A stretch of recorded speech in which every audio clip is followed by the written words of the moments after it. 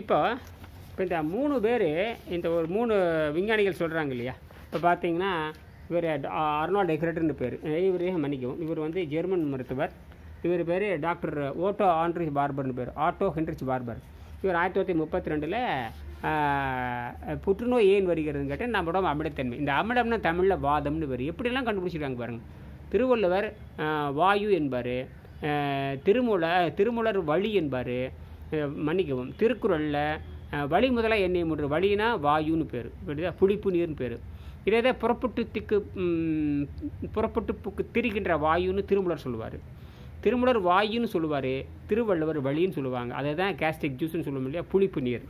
இந்த உடம்பில் நம்ம சாப்பிட்ற மாவு சத்து, கொழுப்பு சத்து, புரதச்சத்துன்னு சொல்லக்கூடிய இந்த காட்டு மிராண்டிகள் சொல்கிற அத்தனை உணவுகளுமே கடுமையான புளிப்புத்தன்மை அதிகமாக்கி ஜீரணிக்க முடியாத அந்த உணவுகளை உடைக்க முடியாமல், மூலக்குறை உடைக்க முடியாத கடையம் கல்லீரல் கெட்டு போய் அழுகி போய் சிறுகுடல் புளிப்புத்தன்மை அடைந்து பெருங்குடல் புளிப்புத்தன்மை அடைந்து உடம்பெங்கு அழுகி போய் வெளியேறும் தோளாக மாறி கொடுமையான நோய்களுக்கு ஆளாகும். எதிர்ப்பு ஆற்றல் எல்லாம் போகும் அமிலத்தன்மை அடைஞ்சிருச்சுன்னா. அதை தான் வந்து ஆட்டோ ஹென்ரிச் பார்பர்க் வந்து கண்டுபிடிச்சி சொன்னார்.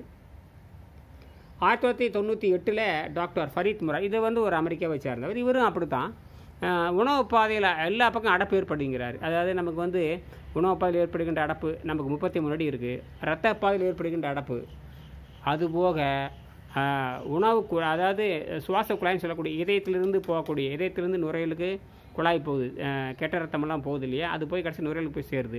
அங்கேருந்து சுத்தமாகி இதயத்துக்கு வருது. அப்போ இதயத்திலேருந்து நுரையீரலுக்கு இருக்கிற அடப்பு, அதே மாதிரி நுரையிலிருந்து இதயத்துக்கு வருகின்ற குழாய்கள், இதெல்லாம் அடப்பு ஏற்படுது. இது 3வது அடப்புன்னு பேர். அந்த 3 அடைப்புலையும், அதாவது லங்ஸ் வெசில் கான்ஸ்டிபேஷன், அப்புறம் வந்து பிளட் வெசில் கான்ஸ்டிபேஷன், அப்புறம் பவுல் வெசில் கான்ஸ்டிபேஷன், வேறு ஒன்றும் இல்லை. உணவு பாதை அடைப்பு, இரத்த குழாய் அடைப்பு, சுவாசம் சம்பந்தப்பட்ட காற்று சுவாசம் பண்ணும்போது இங்கே மூக்கில் ஏற்படும் அடைப்பு, தொண்டையில் ஏற்படும் அடைப்பு, இதயத்திலிருந்து நுரையீரலுக்கு போகக்கூடிய குழாய் அடைப்பு, நுரையிலிருந்து இரத்த குழாய்க்கு போகிற அடைப்பு, இதெல்லாம் அடைப்பு நீங்கணும். அதற்கு என்னடா அப்படின்னா காலை முதல் மாலை வரை நேரம் மருந்தாக இருந்ததும் மாலை ஒரு வேளை மட்டும் வேண்டிய அளவு வேக வைத்த கீரை அல்லது காய்கறிகளை மலச்சிக்கல் நீக்க நின்று வந்தால் படிப்படியாக அந்த உணவு பாதையில் ஏற்படும் அடைப்பு நீங்கிரும். அப்புறம் இரத்த குழாயில் ஏற்படுகின்ற இரத்த குழாயை பார்த்தீங்கன்னா 80,000 கிலோமீட்டருக்கு மேலே இருக்க அந்த அடைப்பு நீங்கணும்.